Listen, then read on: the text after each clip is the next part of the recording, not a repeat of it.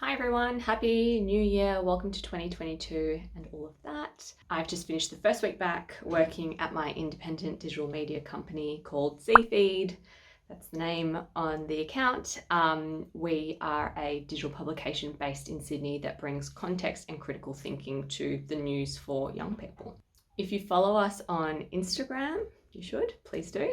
You will know that every Sunday we run a series called Weekend Recommendations, which basically is just me recommending all of the really great thought-provoking pieces of content I've consumed throughout the course of the week. It's mostly articles, but it could also be podcasts or videos like YouTube videos, even clever TikToks, or Twitter threads, anything that has just kind of really made me stop and think. Plus, I usually plug some of the great ZFeed articles that we've written during the week because obviously I think they're really great and I would love for everybody to read them. So let's get into it. Here is all of the smart content on the internet that I read this week. At the beginning of the year, Vox published this piece headlined "How Does This End?" that digs into whether American democracy as we know it is on the verge of collapse. It's a pretty long piece, I'm not gonna lie. It comes in at around 6,000 words-ish from memory, but please don't let that put you off if you're interested in these topics. I would definitely be making the time to read this one. I guess from an Australian point of view, or anyone really who's outside of the US, it can sometimes be really difficult to know what's really going on. How does it really feel? Is it as serious as it looks? Is it less serious than it looks? Is it actually worse? This piece kind of really looks at the history, not only from the US where they've come, but also kind of compares that against other countries who've had similar eras of political upheaval, and lays out exactly what they think might happen next and why. I will say it doesn't paint a particularly optimistic view of what's going to happen, but it is very insightful. I found it very helpful. Countries are most likely to collapse into civil war under a few circumstances: when they are neither fully democratic nor fully autocratic, when the leading political parties are sharply divided along multiple identity lines, when a once dominant social group is losing its privileged status, and when citizens lose faith in the political system's capacity to change. Under these conditions, large swathes of the population come to see members of opposing groups as existential threats and believe that the government neither represents nor protects them. In such an insecure environment, people conclude that taking up arms is the only recourse to protect their community. Worryingly, all four warning signs are present, at least to some degree, in the United States today. Next up, the biggest story we published on ZFeed this week was an explainer on the boycott, divest and sanction movement. It outlines the basics of the Palestinian-led liberation movement for anyone who maybe is just hearing about this campaign for the first time, particularly over the last few months in Australia. This has been a growing topic of discussion, particularly in Sydney over the past few months, because of the Sydney Festival's controversial decision to partner with the Israel Embassy for $20,000. This has led to a group of Australian-based Palestinian writers, creatives, activists, advocates to call for a boycott of the Sydney Festival, which has been pretty successful. I think over 40% of acts have actually pulled out of the festival altogether. It sparked a review.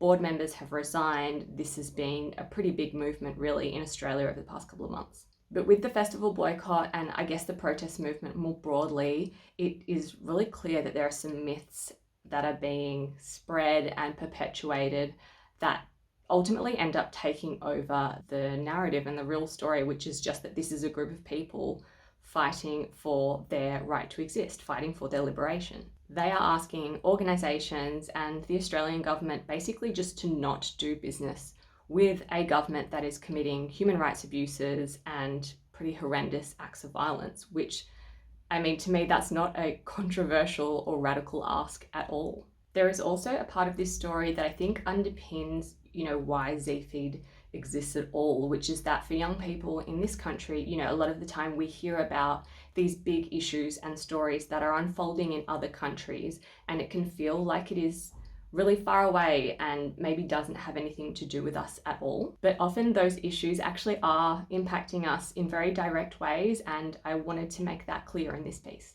The Israel government successfully lobbied for anti-boycott laws to be passed in more than 30 US states. These laws mean that any organisation that accepts government funding is banned from boycotting Israeli products, a huge limitation on free speech and the right to protest. Worryingly, New South Wales Labor Shadow Arts Minister Walt Secord has called for similar laws.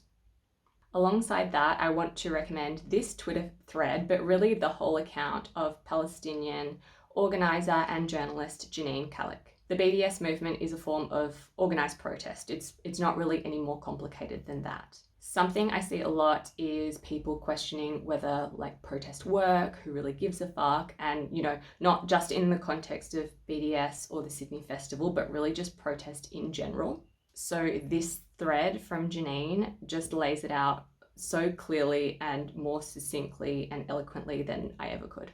Something a little bit lighter but still thought-provoking nonetheless is this awesome piece from Canadian publication Next Magazine, Selling Sunset and the Shimmering Edifice of Feminist Capitalism. This is one of those pieces where I literally agreed with like every single word. It is, I think, a really perfect piece of feminist pop culture criticism, and the author, the journalist Rain Fisher Kwan, has a great TikTok account that I also love. I think it's one of the best on the Clock app, so you should definitely go follow her. This piece unpacks and answers whether it is a feminist action for women to use sexist institutions and the tools of the patriarchy for their own personal gain, which of course the answer is, as she writes, no. Because I'm not writing this essay from the year 2013, my answer is obviously no. Capitalist power is not liberation, particularly when that power is made available by your strict adherence to Eurocentric beauty standards. Even if you don't watch Selling Sunset, which I will admit I do, but even if you don't watch the reality TV show, this piece and the arguments it makes apply really well to pretty much like every element of girl boss culture, influencer culture, choice feminism, and like this theme of girlies supporting girlies that women are just being hit over the head with in the 21st century. So that's why I think it's definitely worth a read. And lastly, All My Apes Are Gone. NFT theft victim begs for centralized saviors. Parts of this Vice article are very funny to me. The fact that these crypto people and NFT evangelists say that, banks and government regulations are really bad because it's not transparent enough and it's too restrictive. But then someone steals and sells your $2 million NFT collection, and now all of a sudden you're like calling for the protections and the help of those regulations again. That's funny. That's funny to me. I'm embarrassed for you. Now, I'm definitely not an expert. Like, I have a super layman's knowledge of the crypto space and blockchain and all of that. But I mean, I think we all know that we're seeing these discussions and conversations and like the experimentation in the space become very mainstream, especially amongst young people. So what I think this piece actually does really well is highlight the doublespeak of people who spruik NFTs and who spruik crypto as like the solution to all of our problems. The fact of the matter is, like, this space is being built up with the same biases and the same layers of privilege and the same inconsistencies as the financial systems of like the, quote unquote real world. So I think we need to be critical and really analyze, like, who is spruiking us this vision of a world powered by crypto, and what do they stand to gain as this becomes a bigger, more mainstream thing.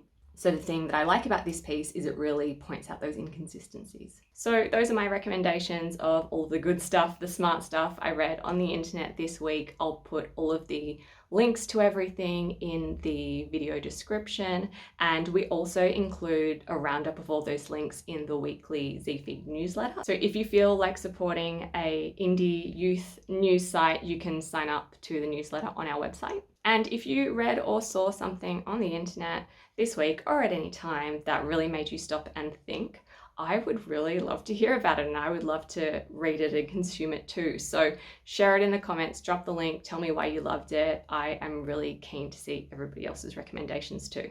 I don't like outros. Outros to videos are annoying and awkward. The video is over. Bye.